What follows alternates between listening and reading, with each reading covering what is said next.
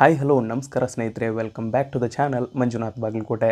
ಇವತ್ತು ನಾವು ಈ ಒಂದು ವಿಡಿಯೋದಲ್ಲಿ ನಿಮಗೆಲ್ಲ ಏನು ಹೇಳೋಕ್ಕೆ ಹೊರಟಿದ್ದೀವಪ್ಪ ಅಂತಂದರೆ, ಈ ಒಂದು ಯೂಟ್ಯೂಬ್ನಲ್ಲಿ ಯಾವ್ಯಾವ ಕಂಟೆಂಟ್ಗಳಿಗೆ ಮಿಲಿಯನ್ ವ್ಯೂಸ್ ಅನ್ನೋದು ಬರುತ್ತೆ, ಹಾಗೆ ಈ ಒಂದು ಮಿಲಿಯನ್ ವ್ಯೂಸ್ಗಳನ್ನು ಪಡಿಬೇಕಾದ್ರೆ ಮಾಡುವಂಥ ಒಂದಿಷ್ಟು ವಿಷಯಗಳನ್ನು ಈ ಒಂದು ವಿಡಿಯೋದಲ್ಲಿ ಹಂಚಿಕೊಳ್ತಾ ಇದ್ದೇವೆ.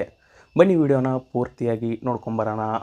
ಮೊದಲನೇದಾಗಿ ಈ ಒಂದು ನಮ್ಮ ವಿಡಿಯೋಸ್ಗಳಿಗೆ ವ್ಯೂಸ್ಗಳನ್ನು ಹೆಚ್ಚಿಸೋದು ಹೇಗೆ ಅಂತ ನೋಡೋದಾದರೆ, ಈ ಒಂದು ವ್ಯೂಸ್ಗಳನ್ನು ಹೆಚ್ಚಿಸಬೇಕಾದ್ರೆ ನಾವು ಯೂಟ್ಯೂಬ್ನಲ್ಲಿ ರೆಗ್ಯುಲರ್ ಆಗಿರೋದು ತುಂಬಾ ಮುಖ್ಯ ಆಗಿರುತ್ತೆ.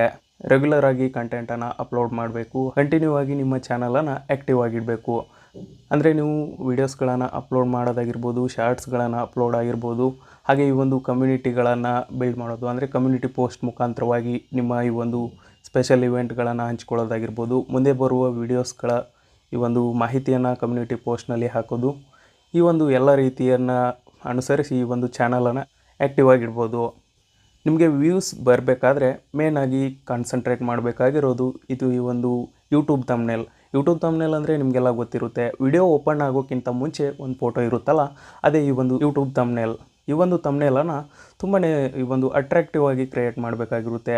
ಅಂದರೆ ಕ್ಲಿಕ್ ಬೇಟನ್ನು ಕೂಡ ಸ್ವಲ್ಪ ಮಟ್ಟಿಗೆ ಮಾಡಿದ್ರೆ ನಡೆಯುತ್ತೆ. ಆದರೆ ಈ ಒಂದು ವಿಡಿಯೋದಲ್ಲಿರೋ ಟಾಪಿಕ್ ಬೇರೆ, ಕ್ಲಿಕ್ ಬೇಟ್ ಮಾಡಿರೋ ಟಾಪಿಕ್ ಬೇರೆ ಆದರೆ ಯೂಟ್ಯೂಬ್ ಅವ್ರಿಗೆ ಈ ಒಂದು ವಿಷಯ ಗೊತ್ತಾದರೆ ನಿಮ್ಮ ಚಾನಲ್ಗೂ ಕೂಡ ತೊಂದರೆ ಆಗುವಂಥ ಈ ಒಂದು ಸಂದರ್ಭ ಬರ್ಬೋದು. ಅದೇ ರೀತಿ ಈ ಒಂದು ಕ್ಲಿಕ್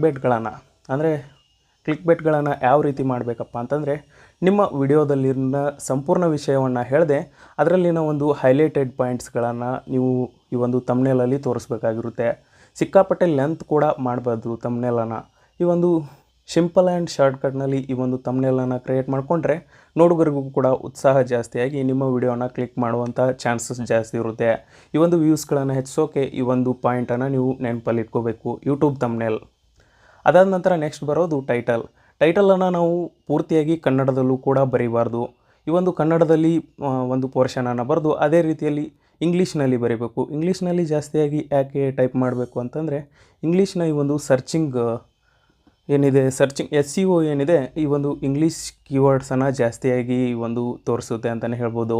ಅದಾದ ನಂತರ ನೀವು ಡಿಸ್ಕ್ರಿಪ್ಷನ್ ಬಾಕ್ಸ್ನಲ್ಲಿ ಅಂದರೆ ವಿಡಿಯೋಗೆ ತಕ್ಕಂತೆ ಡಿಸ್ಕ್ರಿಪ್ಷನನ್ನು ಬರೆದು ಅಲ್ಲೂ ಕೂಡ ಹ್ಯಾಶ್ಟ್ಯಾಗ್ಸ್ಗಳನ್ನು ಯೂಸ್ ಮಾಡಬೇಕು. ಅದಾದ ನಂತರ ಈ ಒಂದು ವಿಡಿಯೋಗೆ ಸೂಟ್ ಆಗುವಂಥ ಟ್ರೆಂಡಿಂಗ್ ಟ್ಯಾಗ್ಸ್ಗಳನ್ನು ಹುಡುಕಿ ಈ ಒಂದು ವಿಡಿಯೋಗೆ ಹಾಕೋದು.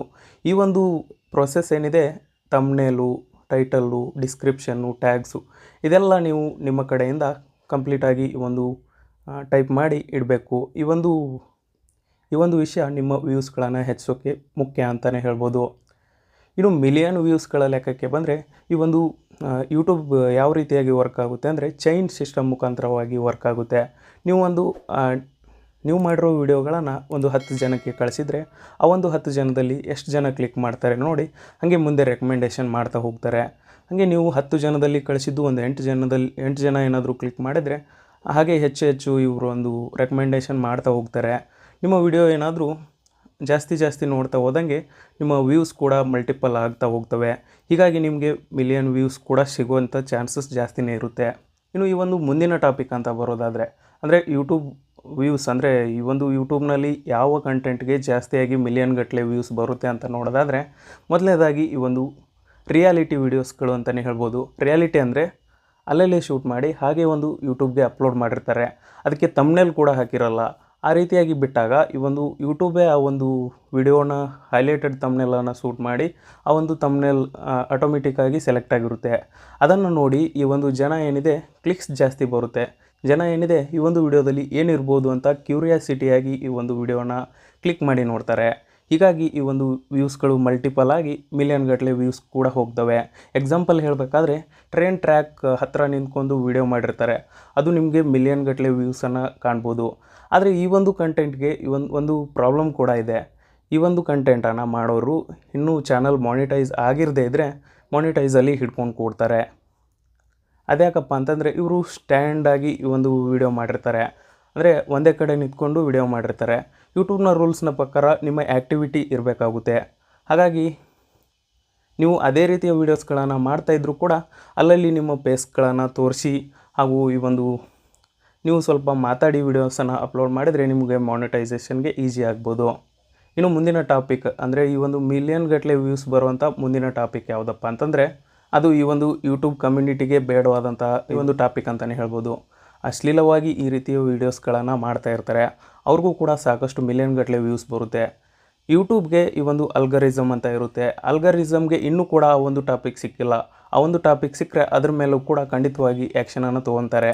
ನೀವೇನಾದರೂ ಆ ರೀತಿಯ ಚಾನಲನ್ನು ಕ್ರಿಯೇಟ್ ಮಾಡಬೇಕು ಅಂದ್ಕೊಂಡಿದ್ರೆ ಆ ವಿಷಯನ ಬಿಡೋದು ಒಳ್ಳೆಯದು ಅಂತಲೇ ಹೇಳ್ಬೋದು. ಯಾಕಂದರೆ ಆ ಒಂದು ಟಾಪಿಕಲ್ಲಿ ಈ ಒಂದು ಮುಂದೆ ನಿಮಗೆ ಯೂಟ್ಯೂಬ್ನ ಕಡೆಯಿಂದ ತೊಂದರೆ ಆಗುತ್ತೆ ಅಂತಲೇ ಹೇಳ್ಬೋದು. ಇದಿಷ್ಟು ಈ ಒಂದು ವಿಡಿಯೋದಲ್ಲಿ ಹೇಳಬೇಕಂದಿರೋ ಮಾಹಿತಿ.